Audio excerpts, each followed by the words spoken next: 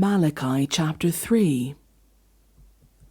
I will send my messenger, who will prepare the way before me. Then suddenly the Lord you are seeking will come to his temple.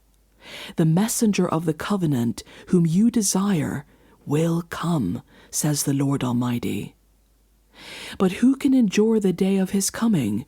Who can stand when he appears? For he will be like a refiner's fire or a launderer's soap. He will sit as a refiner and a purifier of silver. He will purify the Levites and refine them like gold and silver. Then the Lord will have men who will bring offerings in righteousness, and the offerings of Judah and Jerusalem will be acceptable to the Lord, as in days gone by, as in former years. So I will put you on trial. I will be quick to testify against sorcerers, adulterers, and perjurers, against those who defraud laborers of their wages, who oppress the widows and the fatherless, and deprive the foreigners among you of justice. But do not fear me, says the Lord Almighty. I, the Lord, do not change.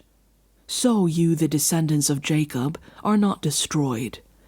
Ever since the time of your ancestors, you have turned away from my decrees and have not kept them. Return to me, and I will return to you, says the Lord Almighty.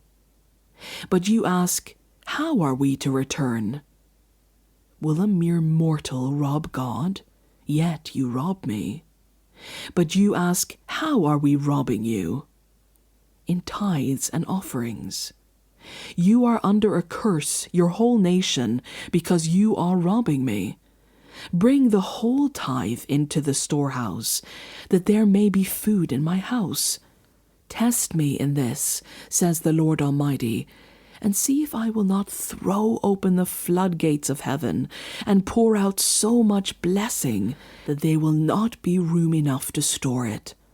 I will prevent pests from devouring your crops, and the vines in your fields will not drop their fruit before it is ripe, says the Lord Almighty.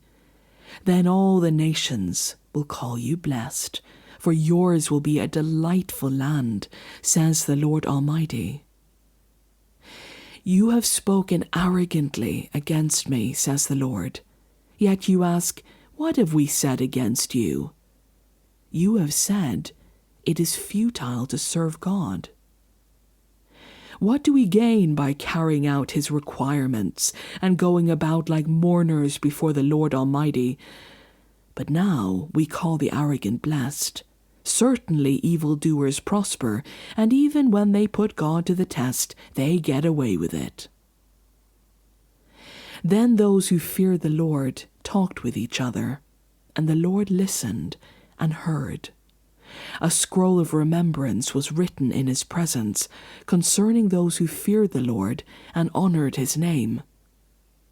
On the day when I act, says the Lord Almighty, they will be my treasured possession.